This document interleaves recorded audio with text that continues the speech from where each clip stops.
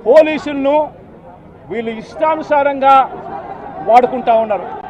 నేను ఇవాళ ఒకటే చెప్తా ఉన్నా, ప్రతి పోలీసు వ్యక్తికి కూడా చెప్తా ఉన్నా, మీ టోపీ మీద ఉన్న 3 సింహాలకు కనిపించే ఆ సింహాలకు సెల్యూట్ కొట్టడం మొదలుపెట్టండి.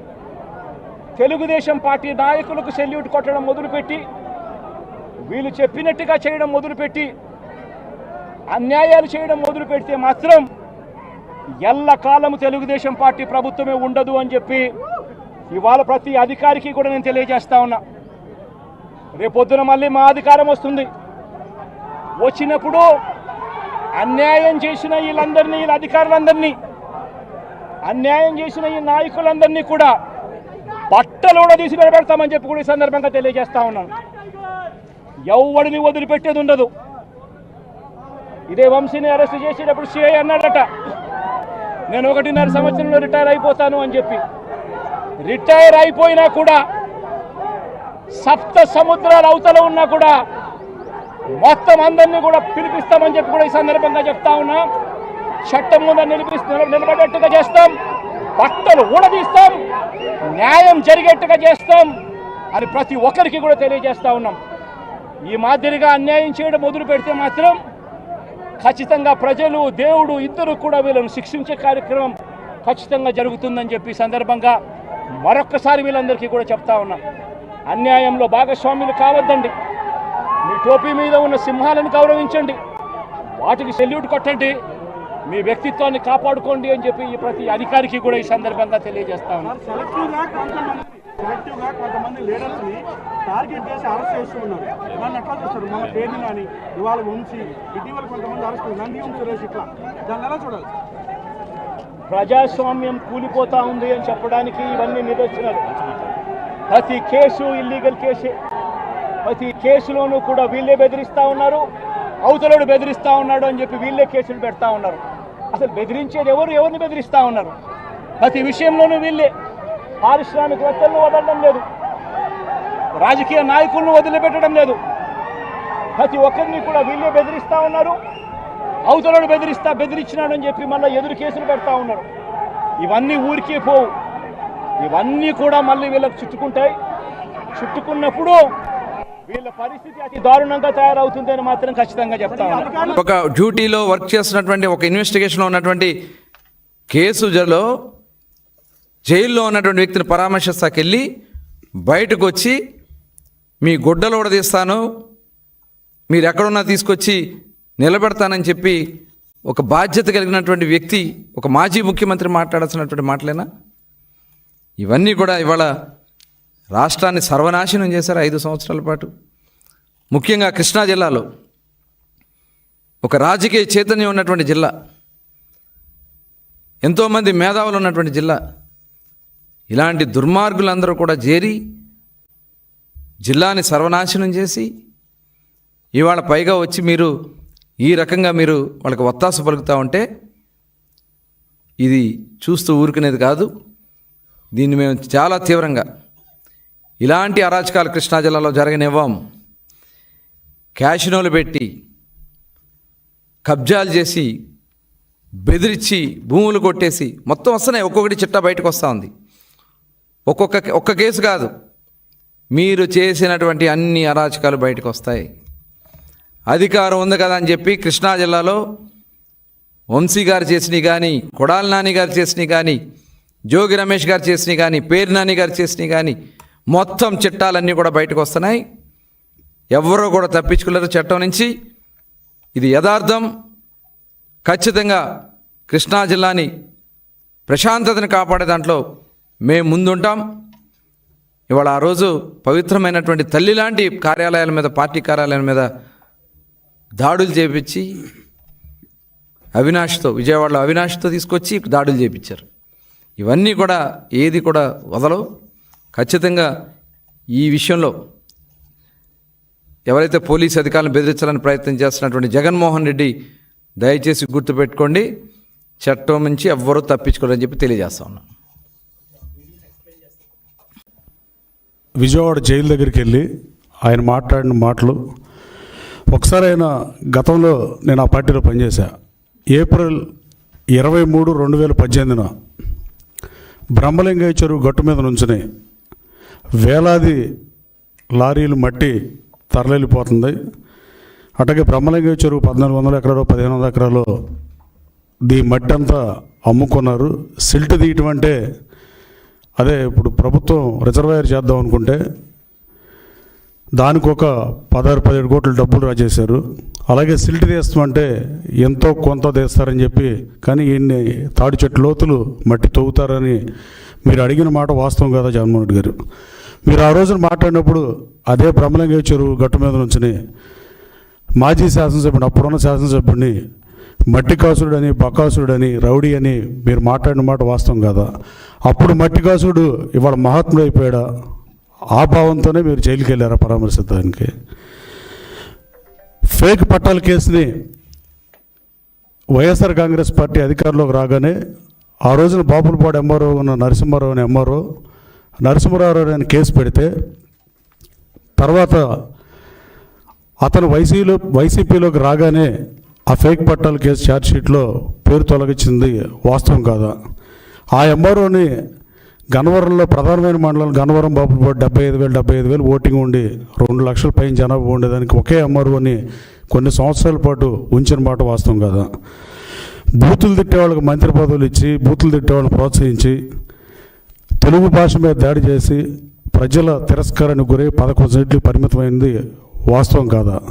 ఇంకా ఇప్పుడు కన్నా మానుకుంటే మీ పార్టీకైనా రాష్ట్ర ప్రయోజనాలకైనా అది మంచిది తప్ప ఇంకా ఇదే భాషను కంటిన్యూ చేయటం, బూతులు తిట్టామని ప్రోత్సహిస్తే ఇక ఈ రాష్ట్రానికి వైఎస్ఆర్ కాంగ్రెస్ పార్టీ ఏం చేయదలుచుకుందనేది ప్రజలు చర్చించుకునే పరిస్థితి. కేవలం పనికిమాలకు మంత్రులు ఇచ్చి, బూతులు తిట్టే వాళ్ళకి మంత్రులు ఇచ్చి ఆ 11 స్థానాలకి పరిమితం అయిపోయే విషయాన్ని తెలుసుకుంటే మంచిదని మీ ద్వారా తెలియజేస్తూ, అలాగే వైఎస్ఆర్ కాంగ్రెస్ పార్టీ అధికారంలో ఉన్నప్పుడే గన్నవరం పిఎస్సిఎస్ అధ్యక్షుడు కాసన్నేని రంగబాబు గారు పార్టీ మారాడనే ఉద్దేశంతో నాతో పాటు బ్యాంక్ చైర్మన్ పదవికి రాజీనామా చేసి మారాడు.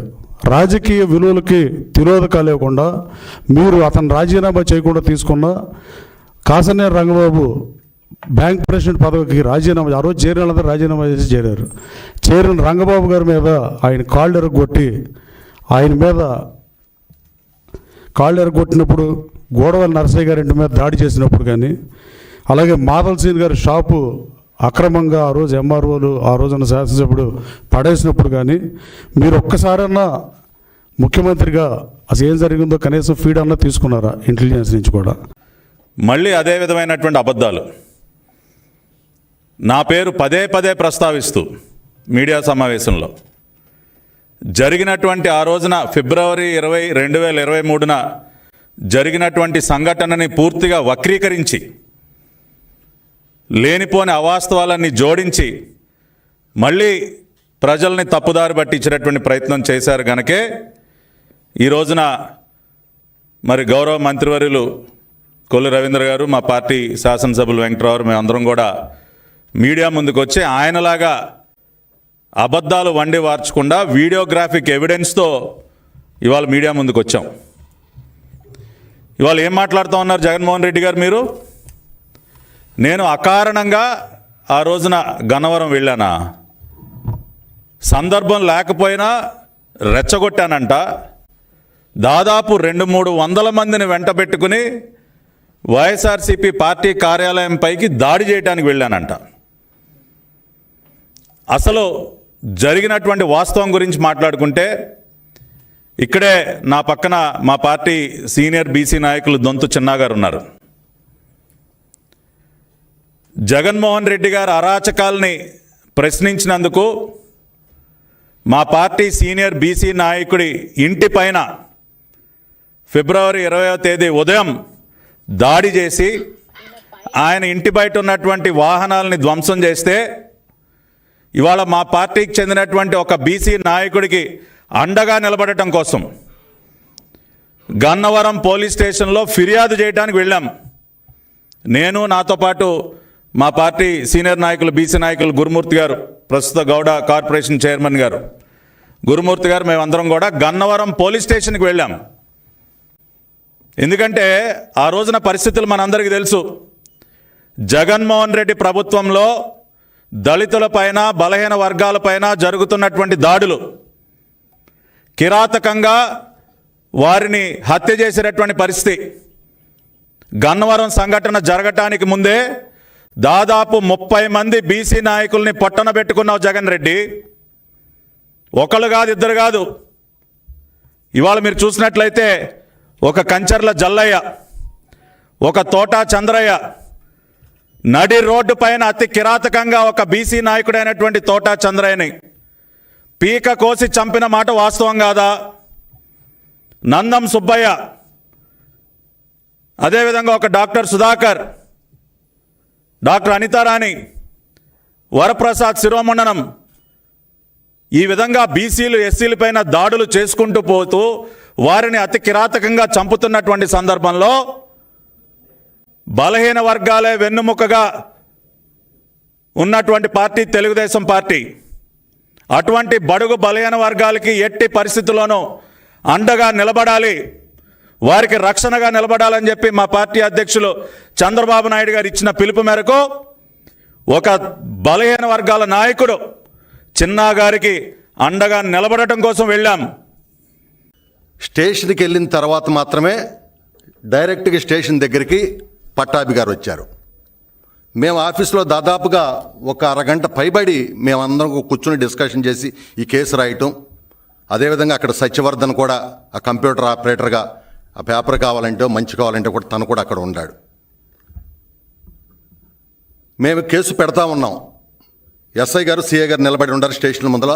మేము పట్టాభి గారు వచ్చారు, మాట్లాడి చెబుతున్నాం. లోనకు కూడా వెళ్ళా, బయటే నుంచున్నాం. ఈ లోపల సిఐ గారికి ఫోన్ వచ్చింది, మాకు కూడా ఫోన్ వచ్చింది, పట్టాభి గారికి, అందరికీ ఒకేసారి. ఆఫీసుని మీద వంశీ వచ్చి దాడి చేపించేస్తున్నాడు, దాదాపుగా 100-150 మంది ఉండారని చెప్పి ఫోన్ రావటం జరిగింది. మేము వెంటనే ఆ కేసు ఇచ్చి, మాలో కొంతమంది మేము ఇక్కడ ధర్నా చేద్దాం అనుకుంటే కాదు, మన కార్యాలయం ఆ విధంగా అవుతూ ఉంటే మనం ఇక్కడ ఎందుకు ఉండాలని కొంతమంది పట్టాభి గారు కానీ ఆ రోజు అక్కడ ఉండే మండల పార్టీ అధ్యక్షులందరూ అన్నప్పుడు నేను ఎందుకన్నానంటే ఈ మాట 100-150 మంది ఉండారు, మనం తక్కువ మంది ఉండాం, దాడి చేశారు, మన మీద కూడా దాడి చేస్తారని మనం తన్నా. సరే ఏమైనా సరే వెళ్దాం అనుకున్న అందరం ఒక మాట తీసుకుని రోడ్డు ఎక్కాం. ఎక్కిన మరుక్షణం కర్రలు, రాడ్లు, కత్తులు పట్టాభి గారిని చూడటమే ఎగబడిపోయారు. అదృష్టం ఏంటంటే ఆ రోజున పట్టాభి గారికి బాడీ గార్డ్స్ ఉండారు, కారు కూడా వెంటనే నడిపిస్తా ఉన్నాడు. ఎప్పుడైతే వాళ్ళు దాడి చేశారో పట్టాభి గారిని వెంటనే బాడీ గార్డ్స్ కారులోకి తోసేయటం, వెంటనే కారు వెళ్ళిపోవటం జరిగింది. మేము అక్కడే ఉన్నాం. ఈ లోపల విపరీతంగా రాళ్ళు వేశారు. మొట్టమొదటిగా అక్కడ లక్ష్మి అనే మహిళా నాయకురాలని కొట్టడం, ఆవిడ పడిపోవటం, బ్లడ్ కారి పడిపోవటం జరిగింది. మేమందరం కూడా అక్కడి నుంచి ఆవిడని తీసుకుని కార్యాలయం వైపుకి చల్లాచెదురైపోయాం. ఉండదే 20-25 మంది. వాళ్ళ ముందర ఎక్కడోళ్ళు చూసి చాలామంది చల్లాచెదురైపోయారు. మేము పార్టీ కార్యాలయంకి వెళ్ళాం. వెళ్ళిన తర్వాత చూస్తే మొత్తం కూడా కార్యాలయం అంతా కూడా ధ్వంసం అయిపోయి ఉంది. నేను కూడా ఒక చిన్న కారు మా అల్లుడిది ఉంటే అప్పుడు వాడుకునేవాడిని, రెడ్ కారు నాదే. ఆ కారులు కగలేసి వీటన్ని కూడా పగలగొట్టి మొత్తం కూడా ధ్వంసం చేసేసారు.